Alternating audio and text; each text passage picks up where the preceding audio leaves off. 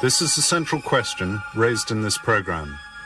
Many sightings may be attributed to what are natural phenomena, or experimental aircraft, amongst other things. By the end of this program, we hope to have shown you undeniable evidence that UFOs exist and that they are controlled by an outside intelligence.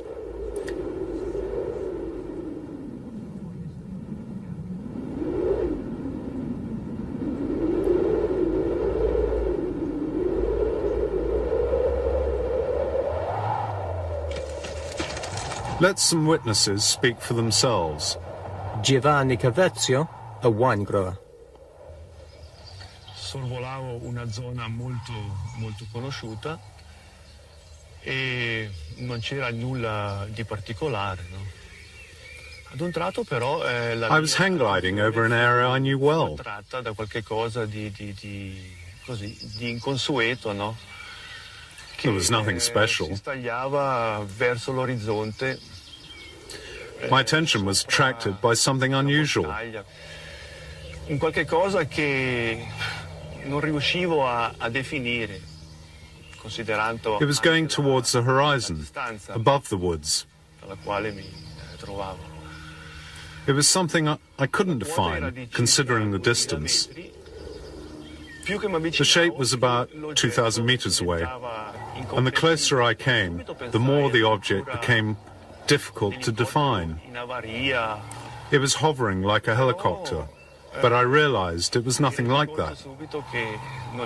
It generated a very strong light and lacked hard outlines. It had a very strong, bright halo of light.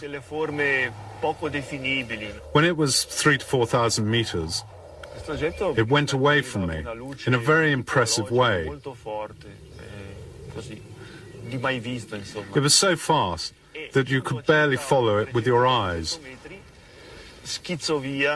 In form, it was dome-like, with 3 or 4 objects hanging from the sides.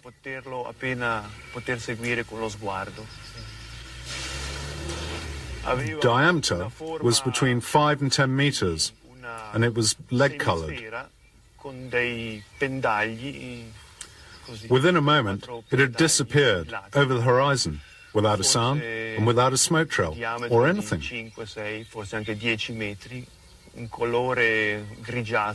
I wanted to keep it to myself, as these sort of things are unexpected.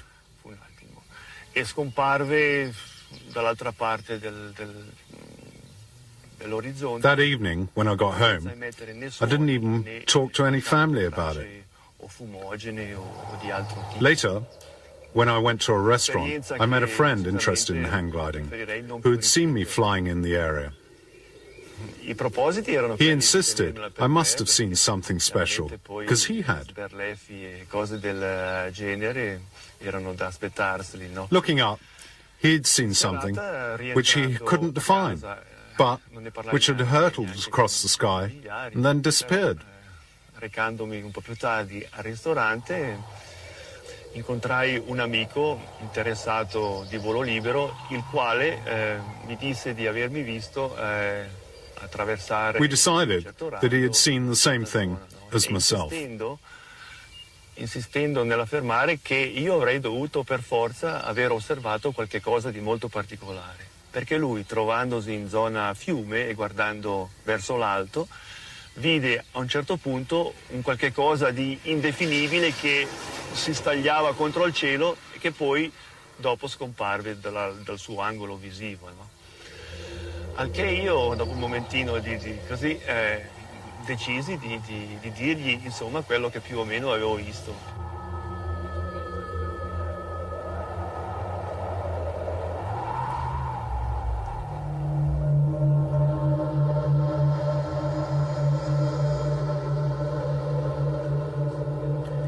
In this second interview, we have the experience of another witness.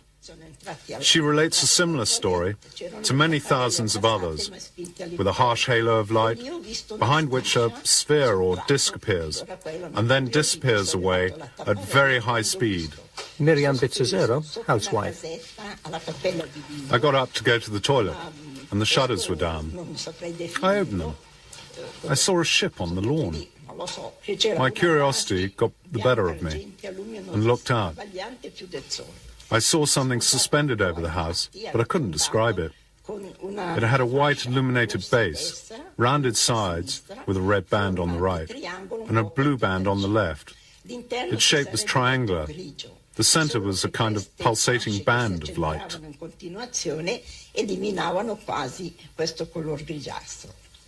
Was there something solid there? Oh, yes. You could see grey bits, but they were covered by the pulsating. L'unica cosa, controllando appunto con l'orologio le pulsazioni, ho notato che le lancette erano sovrapposte sulle tre. It was very quiet. Mentre io pensavo al massimo, il più tardi, le 2 meno alla 1:45. Quindi c'era stato... I noticed that the hands of the clock were on 3, then 3:15. sia venuto senza averne coscienza. Then it was 4:45. Non riesce nemmeno un'intuizione, niente che mi possa... What happened to that lost hour and a quarter? Posso dire che il mattino successivo la mia consuocera mi disse: "Hai un puntino I can't remember what happened. sulla tempia sinistra." But the next day, my daughter-in-law's mother noticed a strange shape on my left temple. Invece guardando c'era, ma non più grande di un'efemide, piccolissima. E invece si è ingrandito. I said I hadn't hurt myself, and it was very small. The sequence is usually the same: a UFO sighting, a temporary absence, and a mark on the head. Perhaps this was an abduction, a strange case, but no different to thousands of others. Several people have said that they saw it, people who work at the airport, including a pilot. After several days, the police took my statement. They also told me to keep the incident quiet.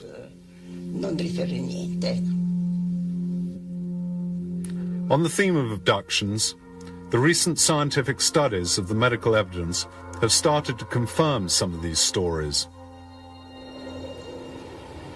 These Swiss witnesses prefer to remain anonymous. Suddenly, in the rear-view mirror, I saw a red light about the size of a table tennis ball, which stopped about 1.5 meters from my car. It was about 10 by 15 centimeters across. Suddenly, it started to oscillate from left to right. It moved from the left side of the car and then to the right. Everything was bright red, even inside the car. Then, at the height of that rock, you can see up there on the right-hand side of the road, the car rose. Before I lost consciousness, I saw the little red ball flip to the back seat. Then, at about 30 meters from that building up there, there was a white glow, and I found myself on the road again. This is a rare case of abduction inside the car itself. We know of others in both South America and the USA. It was about 10:30 p.m. 3 yellow beacons were suspended about 10 meters over the forest.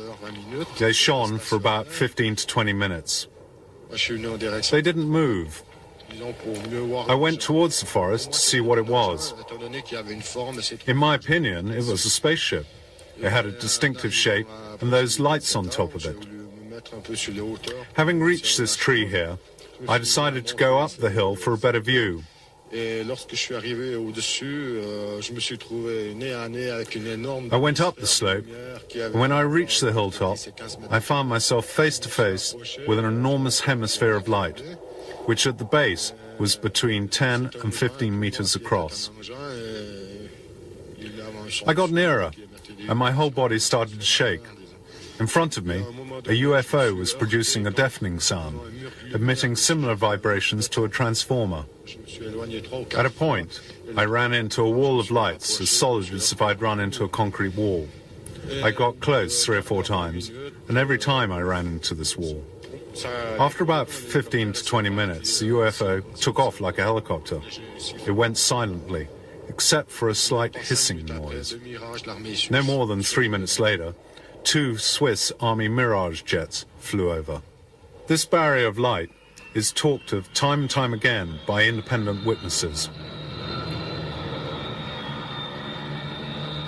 The following is a statement by a senior airline pilot with years of flying experience, highly trained, and who has been regularly examined by medical experts.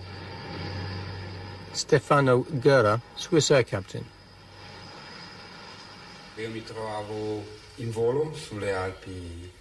I was flying over the Alps, in the region of Biasca, at 5,000 meters, when I saw a light to the north, which a few seconds later I lost from my field of vision. I didn't manage to see it again.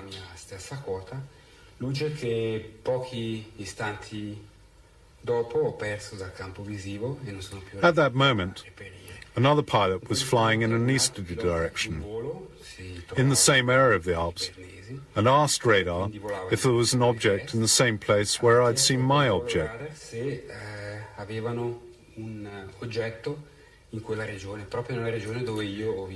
It wasn't visible to radar control. The pilot said he saw a strange, unidentified form, which corresponded to the one I'd seen in my airspace.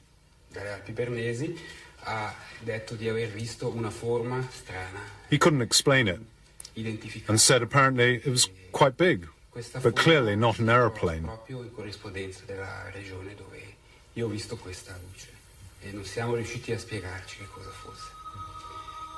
Ho avuto occasione di parlare con questo pilota, lui ha dichiarato di aver visto una forma che apparentemente sembrava estremamente grande, abbastanza aguzza, circa 3 volte di lunghezza per 1 volta di altezza, e appunto non era identificabile come un aeromobile, non era identificabile come né piccolo aereo né aereo di linea. Quindi non poteva Could it have been a meteorite? trattarsi nemmeno di un meteorite? No, perché un meteorite sarebbe stato No, un movimento. because meteorites move, and this one was stationary. Posizione fissa e è poi sparita di seguito. Probably the object didn't show on the ground radar at that point, because it wasn't moving like a normal aeroplane. It was an enormous area of white light, as big as 4 jumbo jets. According to both pilots, it stopped and then went away and was neither an aeroplane nor a meteorological phenomena. Captain Schmidt, Swiss Air. The radar station at Maastricht informed us that a UFO was proceeding in a northerly direction. It then turned towards us at a speed to 4,000 to 5,000 kilometers an hour, very fast indeed. Eventually it stabilized in relation to our position to 3 nautical miles to our right at 45 degrees. That's about 5 kilometers from us. We put on the headphones and looked to the right, and suddenly there was an immense flash in front of us. I hadn't seen anything like it. Very fast and very intense.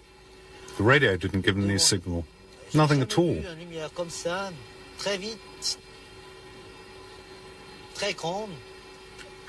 Maastricht told us that the object stopped for a minute behind us and then went south at great speed. It was traveling 4 to 5 times the speed of sound.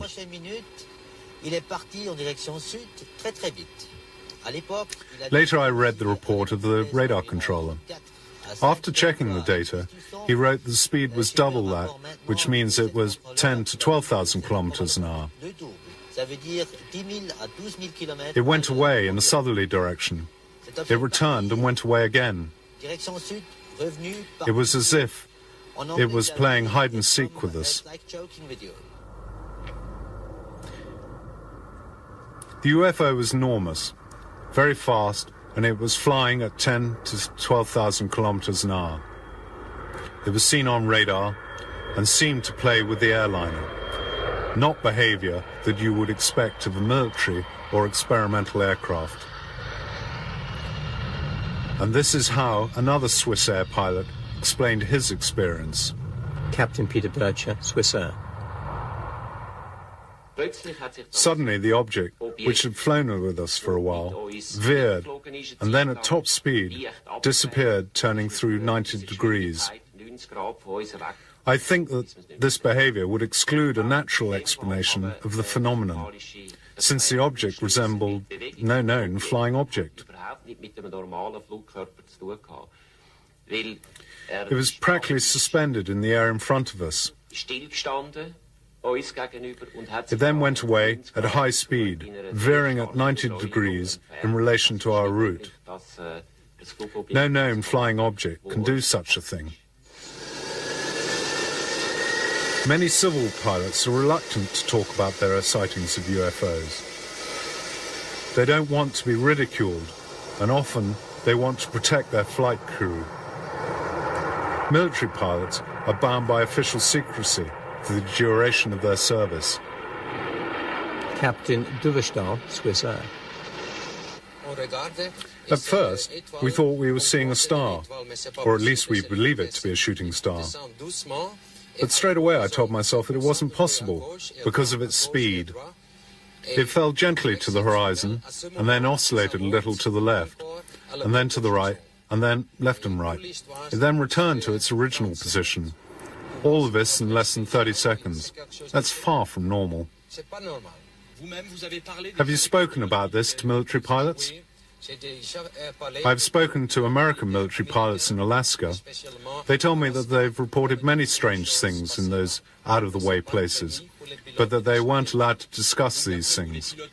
So you think that the military pilots know more than they can tell about UFOs? Have they also observed this kind of stuff and just can't speak about it? Oh, sure.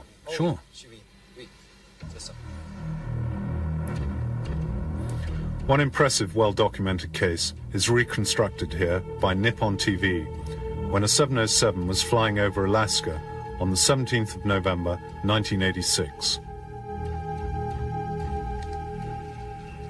At 5 p.m., during the flight, Commander Terauchi observed two red lights getting nearer. The control tower anchorage didn't detect anything present in the area. The lights got nearer and nearer.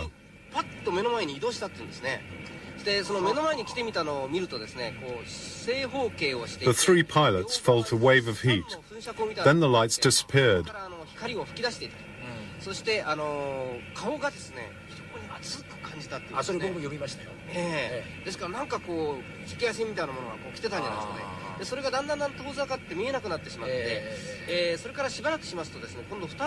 Shortly after, two white lights appeared.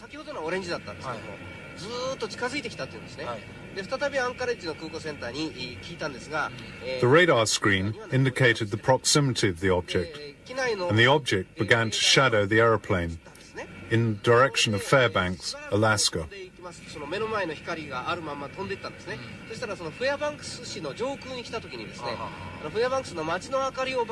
Thanks to the contrast of the city lights, the crew could see the outline of the object. We couldn't believe our eyes. It was 30 to 40 times bigger than a Boeing 707. We tried to shake off this object, and I veered the 707 away. The control tower asked if we required the intervention of a military fighter. We replied that it would be too dangerous, as an El Al aeroplane needed to cross our flight path. Towards 6 p.m., the object disappeared. The sighting lasted for an hour. These are the sketches by Captain Terauchi. Both he and his crew saw an enormous UFO. It was under control, and he felt there was every possibility that it hadn't been constructed on Earth. As well as the testimonies, there are photographs and film sequences which document UFO sightings. These have been gathered from all over the world, including films shot in the skies over Mexico, taken by a group of video activists calling themselves Vigilantes, who have about 100 members. We're a group of friends from the four corners of Mexico. We always have video cameras with us, at work, at school, so that we're always ready to film a UFO as it appears. En el momento que tengamos cualquier objeto volador no identificado, lo podamos filmar. The film sequences have been examined by the Institute for Information Science at Seoul University in Mexico City. They subjected the film to a battery of advanced tests.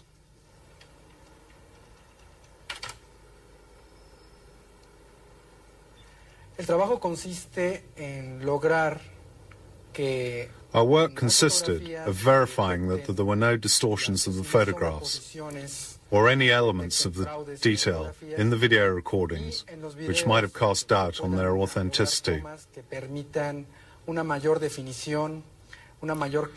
Besides computer verification, we also checked on the spot, interviewed witnesses, and evaluated witness credibility.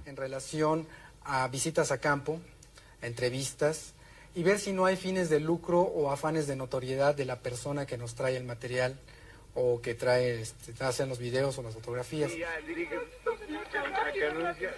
In this video, shot in 1991, during a total eclipse of the sun, the television camera focused on a bright object in the sky. It then panned down to the roofs to establish the relative position and distance of the UFO. Here is the object on the film editor's screen. It's like a spinning top or a saucer which is turning.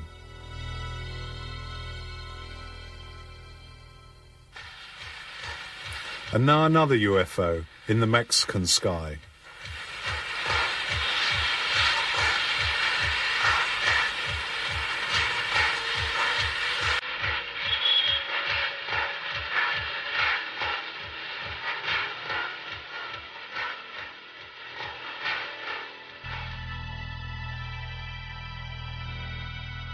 Let's look at it again on the editor's screen. These are totally amazing images.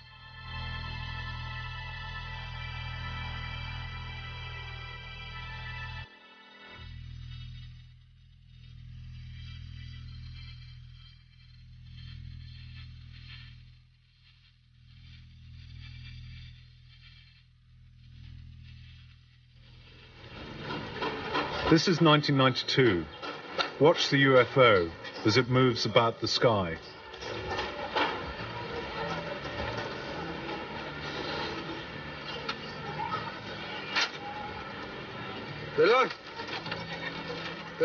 Here it is, captured closer.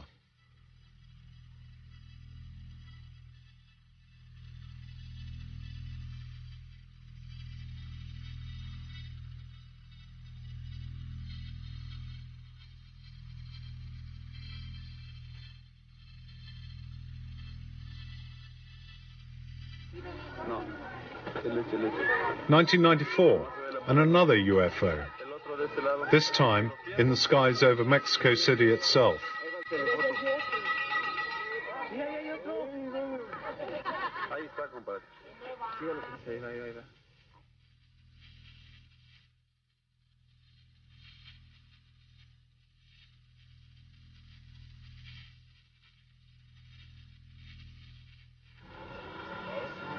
Sometimes the UFOs present themselves in formation, like this sighting in 1994. The question as to the authenticity of the films seems to have been answered by Professor Quezada. To be a hoax, they would have had to have falsified the film on hundreds of videos taken by the vigilantes. A very expensive conspiracy. Who could possibly gain from it?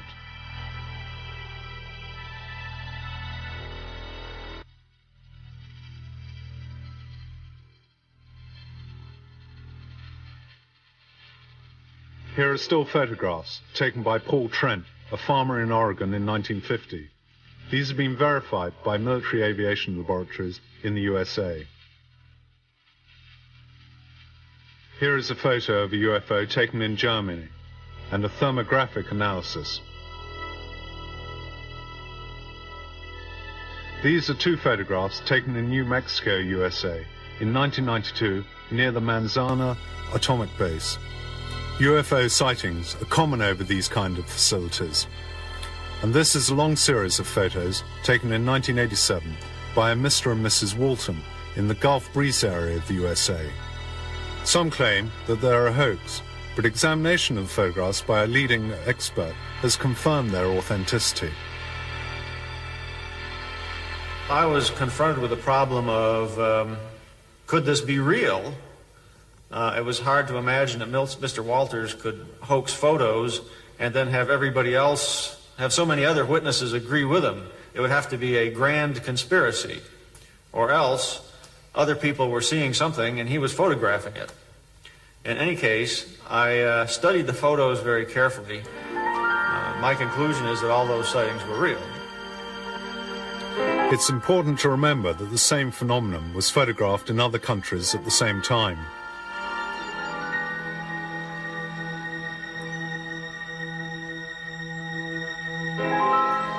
As you can see from the following examples, there are many kinds of UFOs.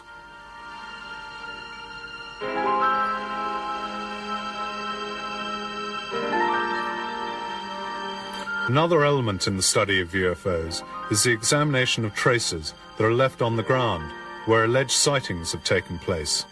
Sometimes a whitish substance falls from the UFO. Its analysis has given some disconcerting results.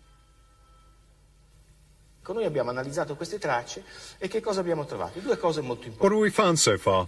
Primo, che il terreno non era bruciato come There are two important things. Tutta la storiografia degli UFO dice. The first was that the ground was not burnt as we thought. It was in fact crystallized by microwave radiation. The microwave in question would have been 50 million times stronger than an industrial oven. Imagine the power of it. Bene, noi per la prima volta siamo riusciti a riprodurre il fenomeno in laboratorio e a misurarlo. We managed to test the phenomenon in the laboratory. Galileo would have been proud of us. Quindi nessuno scienziato al mondo può più dire che noi. We demonstrated the cause of the crystallization, and nobody can say it isn't true, because we did it under laboratory conditions. We examined deposits formed on the ground by the UFOs, and these gave us some disconcerting results. In 1957, a deposit from a UFO was analyzed, and it was found to contain magnesium, a magnesium much heavier than anything known on Earth. It didn't have a nucleus, and it was really much heavier than our magnesium. It was definitely magnesium from space. The French, in 1967, found a similar deposit. And this was also magnesium, and it was much heavier than terrestrial magnesium. I have a simple conclusion from all of this, and other evidence. I'm absolutely convinced it was of extraterrestrial origin.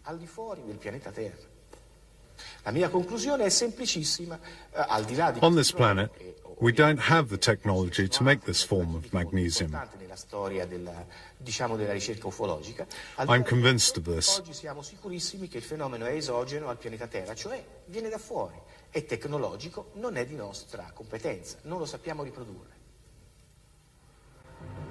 And what do the authorities say about UFOs? For many years, they've denied or ridiculed these stories, but their attitude has now partially changed. We saw a big object in the sky which we couldn't identify. It had very powerful lights which directed at the ground. In 1989 and 1990, there were numerous sightings of a UFO in Belgium by more than 2,000 civilians and numerous police patrols. It was a triangular object with 3 lights at the top and 1 in the center. It was flying silently at very low altitude just above the ground.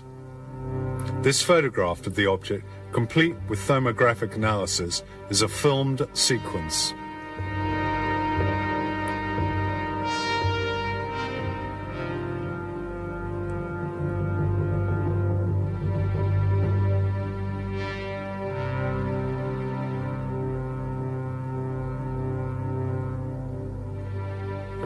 Belgian military aviation authorities have officially joined a collaborative study of the case. After ground radar revealed the presence of the object, some jet fighters were scrambled to intercept the UFO, but without success, because the object performed some incredible maneuvers, demonstrating it was in some way guided. Was it an experimental military aircraft, like the stealth bomber? The US government has denied this possibility. The stealth bomber is also noisy, and the question is, why would a foreign experimental plane fly at low altitude over a densely populated area? Belgian Air Force General Charles de Bruer held a press conference on the 18th of December 1989 to confirm that they had intercepted UFOs. His written report states, "There were no signs of danger. The mystery of their origin remains, but the phenomena exists. It is real." A été contacté plusieurs fois pour demander s'ils avaient des observations au radar aussi. Et nous avons donc les deux radars ont The UFO sighted over Belgium is very similar to that sighted over Ticino by our Swiss housewife, and the UFOs filmed over Pueblo in Mexico.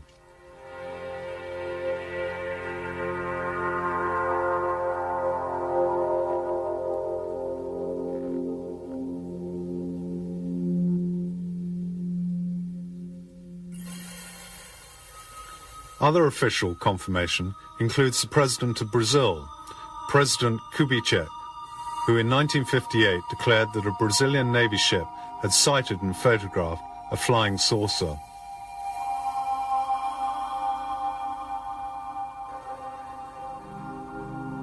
These are the documents.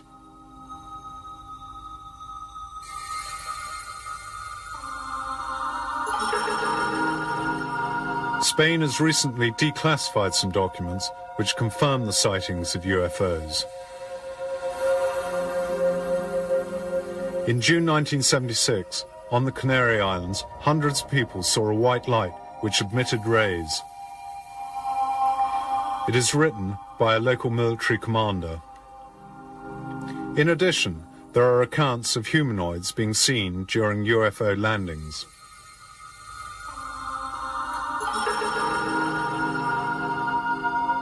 Still in Spain, a highly luminous disk was seen to come out of the sea. This sighting was confirmed at the same time in Italy. In 1978, the three pilots of a Spanish supercaravel flying over Valencia saw three red lights, which seemed to be at first on a collision course and then to dance in front of the aircraft.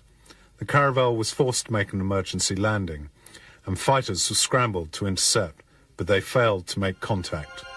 In 1975, on the Bardenas Reales military base near Navarra, a UFO was seen at low altitude. Until the end of 1990, the Spanish government had always denied the existence of any UFO file. And the same goes for the UK. Before 1990, there had only been the occasional comments as we list here. Lord Dowding, the Air Chief in 1954, suggested that 10,000 UFO sightings had been made and recorded. He also asserted that these were of extraterrestrial origin. In 1954, an RAF pilot named Saladin encountered some UFOs. This is Saladin's sketch. Ralph Noyes, Defense Secretary, is said by 1964 to have seen Air Force film of UFOs. In 1978, an English policeman, Tony Dodd, saw a UFO with a colleague. Then, in 1980, it was the turn of PC Alan Godfrey. And yet, as we have seen, there was no official confirmation of the sightings. All were treated as top secret. This secrecy has extended to the highest levels, with Chief of Staff Admiral Hill Norton declaring that he was kept in the dark on the existence of a special UFO department.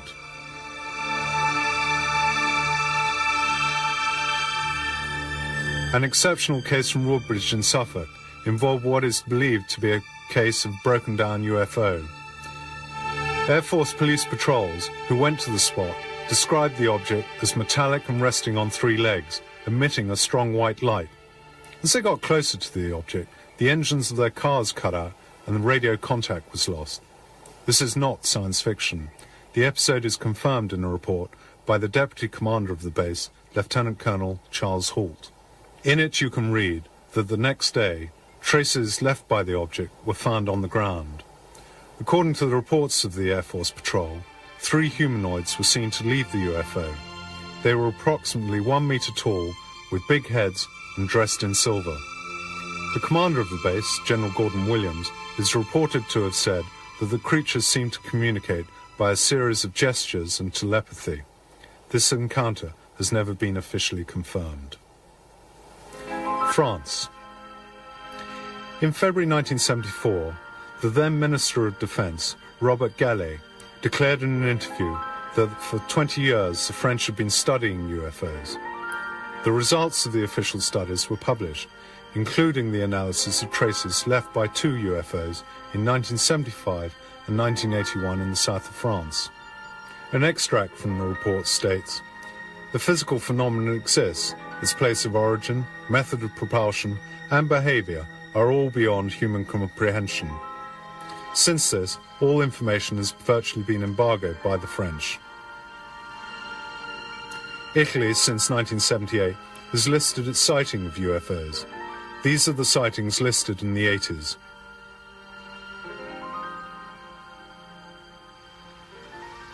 The Swiss government has often said that it pays little credence to the UFOs. But since 1990, the Federal Military Department has given free access to a map showing civilian UFO sightings. No military sightings are recorded. On this map are 2 reports of sightings by military radar. The first on August the 2nd at 11 p.m. This UFO sighting lasted for a whole hour. It wasn't a meteorite as it moved in a zigzag fashion. It wasn't birds because of high speed, and they ruled out aircraft. On the 13th of June 1993, radar showed a UFO moving not horizontally, but vertically over a military base, with changes of altitude from 5,500 meters to 8,500 in a few minutes. The object was also capable of moving from 8,000 meters to 20,000 meters in a few seconds. The experts have also not commented on this photograph, which shows a UFO spotted by a Swiss Army Mirage. The photograph has been certified as genuine by computer analysis.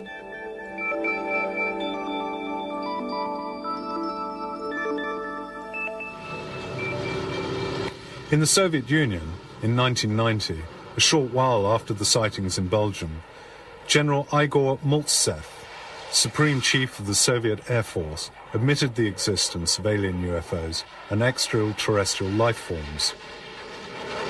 He said that some MiGs had observed a saucer of 100 to 200 meters in diameter, which was also able to stay motionless in the air and which performed extraordinary aerial maneuvers.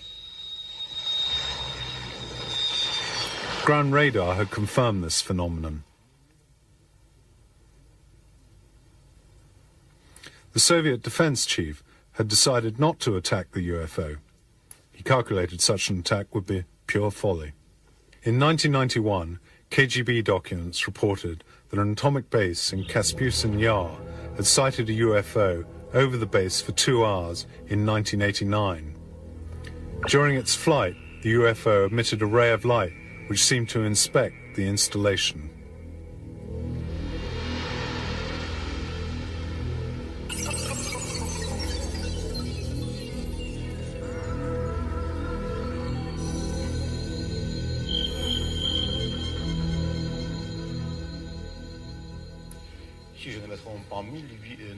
In 1984, a UFO was seen in the Ukraine above a missile base, but no intervention was possible.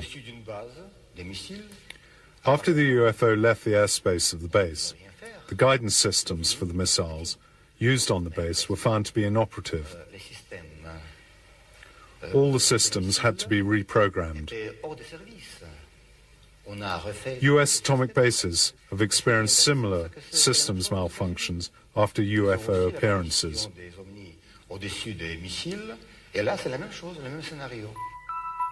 The Berlin Wall fell in 1989, and the official Soviet news agency TASS, for the first time, reported the landing of a UFO at Voronezh. Some children and numerous adults were witnesses. TASS reported that the Voronezh UFO had landed humanoids and robots. This episode was repeated 3 times. The witnesses were questioned by Western experts and were thought to be credible. Studies of traces left by the UFO revealed substances not known on Earth. The disk had the form of an egg. It was 15 meters high and 5 to 6 meters long. On the basis of the Earth's disturbance, it had to weigh at least 11 tons.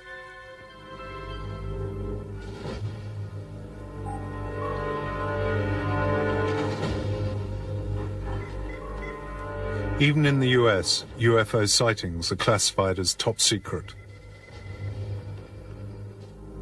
However, the door has been opened a crack by the law on freedom of information brought in 1970. This was a law supported by President Jimmy Carter, who saw a UFO in 1969 when he was a state governor, as you can see from this document. The law allows access to secret documents as long as it doesn't compromise national security. From these documents come important revelations. Some Army veterans started to tell of their experiences. These veterans faced a barrage of abuse designed to discredit them. One of these was Wendell Stevens. In 1947, he was transferred from the Roswell base in New Mexico, where he had studied captured enemy aircraft, to Alaska. In Alaska, his squadron was detailed to reconnoiter the area. It soon became clear to Stevens that his real mission was to photograph UFOs sighted in the region. And a crew reported seeing a disc-shaped object sitting on the ice field that rose into the air and flew away as they approached it.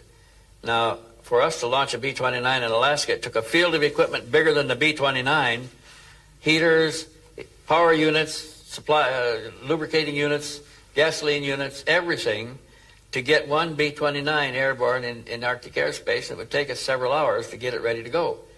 Here's an object that's sitting on the ice field with no support equipment that jumps into the air and flies away and leaves nothing behind it. Now that was, in our view, was an impossibility because there's no way we could approach anything like that. Then a report came in of seeing one emerge from below the water, sit on the water surface of the water for a moment, rise into the air, and then zip off, flying away. Another one at another time was reported to have descended into the water and disappeared. None of our aircraft could do any of that. Another important case is that of the then Lieutenant Graham Bethune during a 1951 flight from England to the US on a C-54 transport. The incident was confirmed by the whole crew.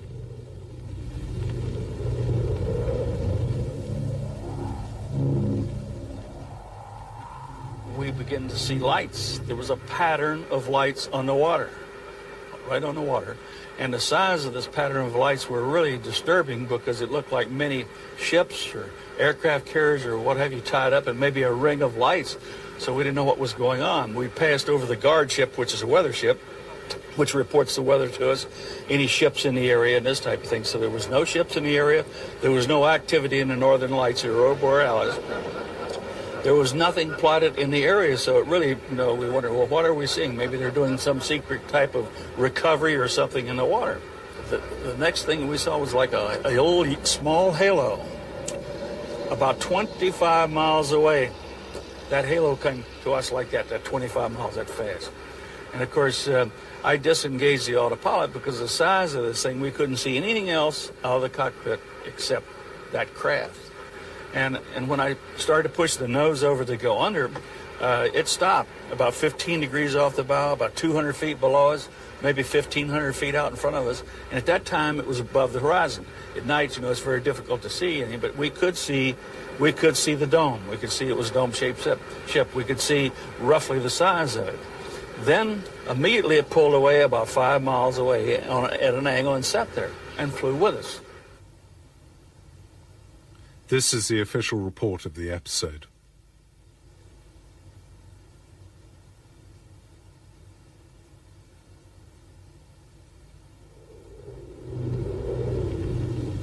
In another case, in 1954, Army pilot Mel Noel was part of a squadron asked to film UFOs in the skies over the USA. Their film sequences of UFOs were shown at the base. We were shown somewhere in the area of 600 still photographs and a fair quantity of gun camera film that had been exposed just coincidentally with the sighting. Soon the squadron sighted 5 objects without managing to film them. It was 5 days later. We ran into either the same or another 5. And at that time, we felt we succeeded in getting them on the film. And approximately, I think it was a week after that, we ran into a total of 16 of the things. And we were having, at that point, some relatively severe psychological problems. These were pilots in their early 20s, defenseless in the face of the UFOs. While they were observing them, something incredible happened. In their headphones, they heard a voice which said in English that they'd come in peace, but they were worried about what man was doing, and that the voice they were hearing was not a hallucination. Their purpose of being here was to dissuade some of the influence. They made reference to nuclear development by man and the problems that would be created and had been created from it. And at the age of 21, it placed us in severe quandary of questioning and capability and opposing side ego and experience, but there was no humor. I mean, it was not fun at all. Here we have some official documents which are now being made public. General Nathan Twining prepared a study on UFOs in 1947 for Chief of the Staff of the Pentagon, George Shulgin. It contains the chilling conclusion that based on the evidence at the time that UFOs are real, that they're capable of extraordinary flight with amazing changes of direction, which made the writers think they must be guided by some alien intelligence. They were even seen to fly in formation, and that their origin and technology were unknown. This 1947 document is now in the public domain. One of the great unsolved mysteries is the question of alien remains from one of these objects. From the many statements, it would seem that in 1947 near Roswell, New Mexico, one or more sources or disks had crashed, perhaps because of local experiments with electromagnetic radiation. Mac Brazel, a farmer, harvests some strange materials and took them to the airbase at Roswell. They included unknown materials with writing on them, similar to hieroglyphics. The base commander examined them and in a press release declared them to be the remains of a recovered UFO. A few hours later, General Ramey, under orders from the Pentagon, denied the find and said the debris was the remains of a weather balloon. Roswell is a much-discussed incident. The official documents in 1947 have the handwritten notes of FBI Chief J. Edgar Hoover. On them it says, "The FBI must have access to the recovered UFO." Another thorny question has been, were alien corpses recovered from the crashed spacecraft? An internal memo from an FBI operative to his chief, J. Edgar Hoover, indicates that they were in possession of the debris of 3 flying saucers, each one with the remains of a small humanoid dressed in a silver suit. This document was released in 1983 and its contents confirmed by Professor Robert Saarbacher. He was directly involved in the UFO research project in the 40s. Saarbacher writes, "The UFO was constructed of a light and resistant material. The humanoids had internal organs similar to insects." A hoax? Many analysts think not. But why is it all kept so secret? Was it to make sure that there was no public panic, with the US government afraid to admit that they were powerless in the face of a UFO menace? Perhaps they wanted to gain technological advantage from recovered materials. Whatever the reasons, in 1947, a massive cover-up operation began. A number of supposed research projects were set up to calm public opinion and create confusion about the phenomenon by means of disinformation. They were codenamed Grudge, Sign, and Blue Book. The real research took place under the greatest secrecy, within the project Majestic 12, a project run by Professor Vannevar Bush, now dramatized in the UFO series Dark Skies.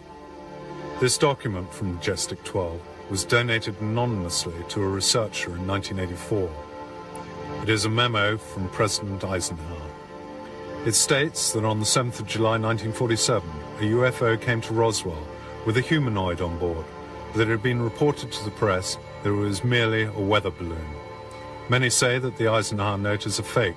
This document from 1950 would seem to question that view. The Canadian engineer, Wilbert Smith, indicates to his government that the subject of UFOs is more secret than the atomic bomb. A group led by Professor Bush had been asked to carry out a research project called Majestic 12. Since that time, many incidents have occurred, including a possible alien landing at Fort Dix, which included alien casualties. And in 1993, an alien craft may have disabled the nuclear arsenal at Manzano in the former Soviet Union.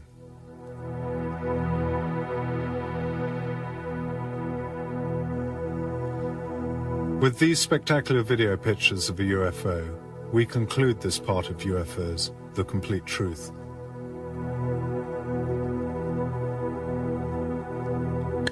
These are genuine pictures.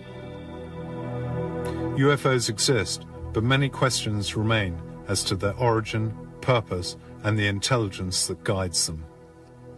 Questions that we will deal with in the later 3 parts of our investigation: Cosmic Watergate, Ancient Astronauts, and